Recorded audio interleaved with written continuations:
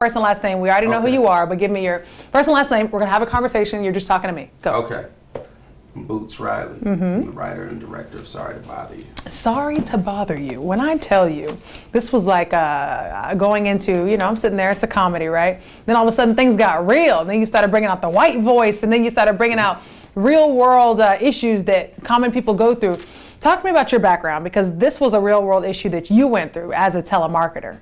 Oh yeah, I mean, I think in many lines of work, people code switch, and sometimes it's unconsciously, and sometimes it's consciously to make, other people, to make white people or whatever feel like they're not threatened by you. So you're constantly in this mode of dealing with the racist stereotypes that you're living in. So yeah, definitely through that.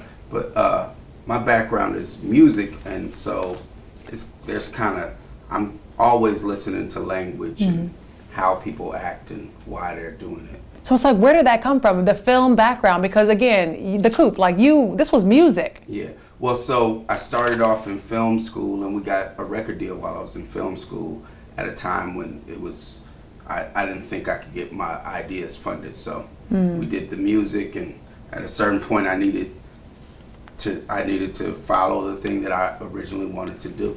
So I wrote this, and people got excited about the script, and and had faith in me. So we got a great cast based off the script and based off my being able to put forward the vision of what it was going to be. A lot of fun surprises in there. I mean, you see Mr. Hardwick, and then you see Danny Glover as well, and I'm like, oh, where are these people coming from? In your words, what is Sorry to Bother You? Is there an underlining meaning? Well, you mean the phrase "Sorry to Bother You"? Well, yes. So the movie is an absurdist dark comedy with magical realism and science fiction, inspired by the world of telemarketing.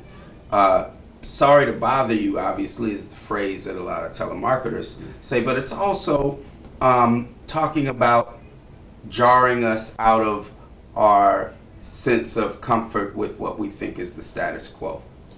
And sometimes that feels like a bother when somebody tells you, I know you think you're looking good, but you got some cake on your face right now, whatever, like, you're like, oh, you just messed up my whole perception right now, and so that's where that comes from. Is there an underlining meaning? I mean, I felt definitely. I think a few traits. Just without trying to expose too much, but it's someone, we're all trying to feel more engaged with the world. We're all trying to feel like our life means something, and this is a story of someone that figures out how to be engaged with the world, how to make their life mean something, how to feel more powerful in their existence. I really loved as soon as Danny Glover opened his mouth and was like, hey, da-da-da. I mean, it's true. Sometimes we put on the white voice, if you will. They call it the white voice, or, he was like, it's not just about speaking proper, but sound like you don't care. Like, hey. Yeah. It's well, what they talk about in the movie is that it's all a performance. We're all performing all the time. So even what they say in the movie is that even white people are performing this idea of what being white is. So, and they define it in a certain way in the movie. And so it's really just talking about the performance of race. What was it like working with all of those talented actors? Oh man, it was a gift. Crazy. It was a gift. I mean, we all know that they're talented from seeing what they do, seeing the product that they come out with. But being able to be part of the process with them, and seeing how sharp their tools are, seeing how much they can adjust from this take to that take, I think that we have, I think that we have one of the best casts that's ever been put together in film. And I think that what we have right here, that all these folks is the 2018 Rat Pack, right? These are the folks that we know are at the cutting edge of their art, and that are exciting because they bring life to the characters. They're not just being big and exciting all the time. They're loving the Thinking about characters that they're playing, and they do it with Becoming. nuance. And for films with black folks, that is very important because, we've been living through all of these tropes and stereotypes that are just one note. Yeah. And people like Lakeith Stanfield, Tessa Thompson, Omari Hardwick, Danny Glover's been doing it for years, Terry Crews, they're able to improvise inside those lines in a way that makes all the characters feel real in ways that we haven't seen on screen before. Did you feel like your film was actually going to one day be on the big screen, in all honesty? I mean, I made it so that I had no other choice. It's like if you get a tattoo on your forehead, that's saying I'm never going to get a bank job, right? So I put myself in a position where if I didn't make it happen, I was going to be on the street. And Wow. so, yeah, I definitely felt like it was going to happen. So one of my final questions for you, there's a testimony there. So we have a lot of filmmakers here in Atlanta, and a lot of people who see their films or their short films go to the film festival. What's your, if you could kind of relate your film and your success in this answer, what's your message to those up and coming who are still trying and wish they could work with those big names, but just haven't seen the fruits of their labor yet? I think that the first thing is to make sure that you have something that you want to say to the world. That's the first thing, because everything else is a medium. It's all art is communication. So if you're like, I really want to talk, and so I'm going to talk to you, and and you get really good at talking, but I don't have any reason I'm talking to you. You're sitting there like, okay, when is this going to end, right?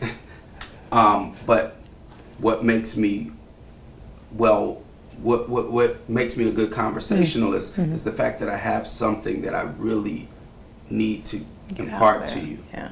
And I think that that's what it is. I think that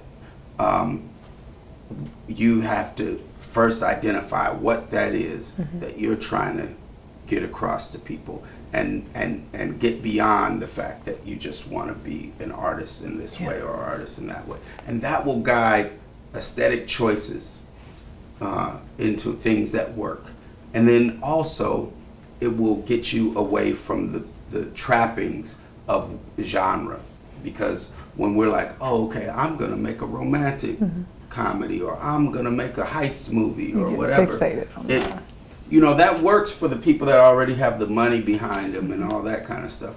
But you need to make films that really represent your existence, and those films don't fit necessarily neatly into genre all the time, and they have to do with all the things that we never really talk about in art, the thoughts between thoughts, the emotions, the joys, the awkwardness, the frustrations that genre sometimes cuts out. And so make it so much yourself that nobody could think of anyone else doing that.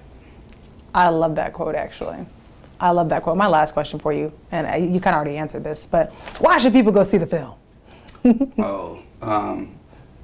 Go see the film if you want to take your date and have them fall in love with you. Go see the film if you want to quickly learn how to make $1 million. Go see the film if you want all your dreams to come true. All those things, the film will do that for you. This is a film that keeps giving.